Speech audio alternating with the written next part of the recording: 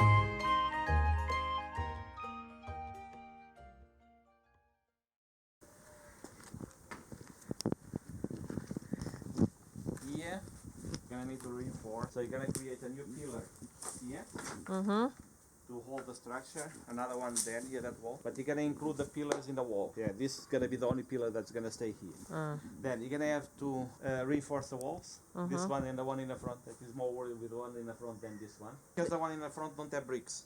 It's just mortar and wood. It's an old style construction. So he wants to reinforce that before putting any roof on top. The roofs, you're gonna have to remove all the roof we have. So if you come inside, we can start seeing from here. So before doing anything else, the first thing that come out is all the roof tiles, Yes. all the wood structure Yes. of the roof. Of the roof. So it Okay. will be bare It will roof. be empty. It will be just 4 walls. Then, after you remove all of that, you're gonna remove also here in this side because we have 2 styles of the house. Because we have this style here that is open roof, and here have this wood, so all of this is gonna disappear. This one is high. I don't know if you have any hole here that we can see. Yeah, I can see here. And he was saying that just to remove these tiles and everything, you're gonna need at least 1 week to remove all this wood and take it out. Then he said after they remove this, the next thing to do is to do a reinforcement of the wall on top, all around the wall. They're gonna create a reinforcement of concrete, like the wall, extension of the wall, all around to work like a reinforced belt for the wall. And that's where the new roof gonna Will be on top. lay. After they lay that cement, that concrete, they're gonna need to wait at least 1 week for the concrete to solidify completely. Only after it's really hard, they're gonna start laying the structure of wood. So we're gonna have a new wood structure like that one we have now, but with new wood and new wood pillars and everything, good wood. And he said after that it will take 1 week to finish everything. So what they're gonna do, first structure of wood with all these beams that we're gonna see, then we'll have isolation layer, then on top of that isolation layer another wood structure and another isolation layer, and then the roof tiles on top. That's the way they do it because of the cold here, and also to prevent so that if you have a storm and the roof tile breaks, the water doesn't come in with the 2 isolation layers. So what we plan to do is Make it a room upstairs with a bed, open area. That fireplace, so we extend it down. And under the bed area here, sleeping area, we're gonna have a kitchen, open kitchen. In that open area, all living room with sofa. And we're gonna open a new door here to connect to the other area of the house. Otherwise, we have to connect from outside. All of this goes down. We probably gonna create a toilet so it can be used from both sides. And this one here, maybe we're gonna create a bed in the front with a living room, bed and living room all together with a kitchenette. So if we like want to to be rent a it, studio. yeah, studio apartment. If we want to rent it, we can rent it. And downstairs. And here, this will be closed. Just close it with rocks. Arrange this staircase. We're gonna have an entrance through there. This one is the entrance. And this will be the main entrance of the house here, which go straight to the kitchen and living room. And we need to create a way here to have a staircase to go up the room. Would be to make a staircase here, either here or next to the fireplace. But probably here is better because we're gonna have all that space to Living room. The upper floor will finish here. So we have kitchen, living area, fireplace here in this area of this rock. Then outside. Outside they have the original one. This area is for the animals, I believe. Yes. I think it's connect inside. I think it's until here. If it's until here, we just open it. So it will be open to that side, at least to that room where they have the animals, at least until here. You know, even if we close here, we can close it here, but this will be open. We can use this area and extend the kitchen area. And what we can do, you know, if we can open that area, we can make a toilet here. If we rent the studio, the toilet upstairs stay for the studio, and we have a toilet here for us. Even if it's just a smaller toilet with a shower and a toilet seat. Here, outside, I don't know what we're gonna do here. Yeah, it would be good to keep it open like this.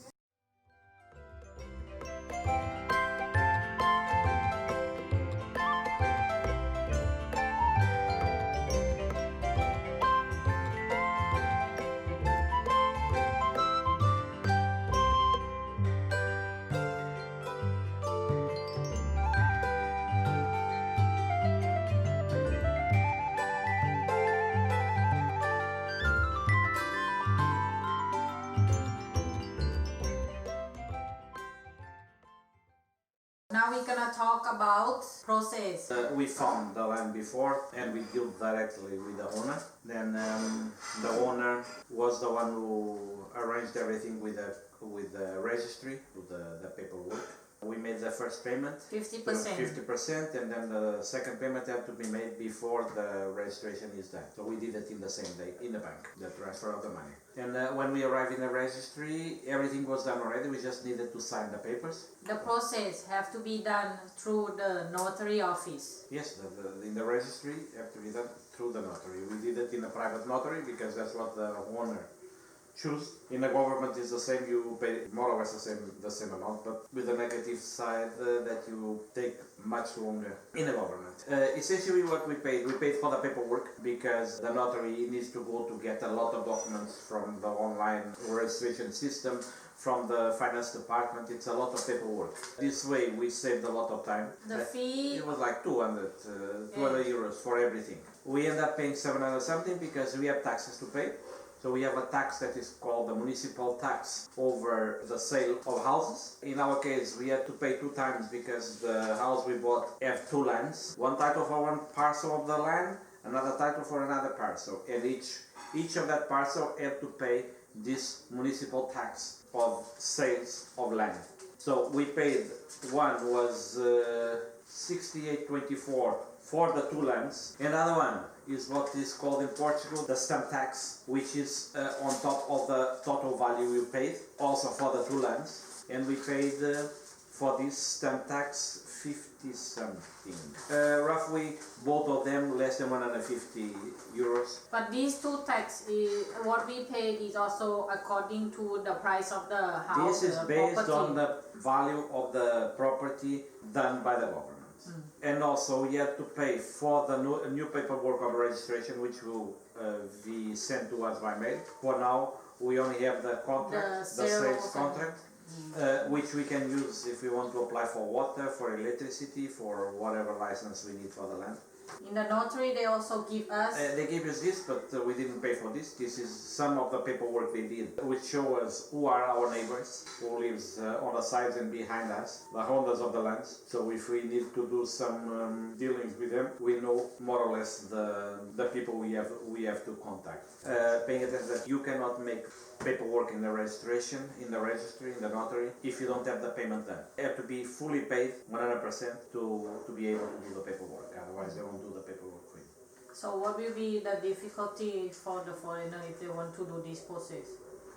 Well, if they want to do it by themselves, it will be complicated because everything is in Portuguese. So we advise you contact a notary, probably a private notary that can speak English. It will be much easier. You pay 200 euros, 300 euros to do the paperwork. So.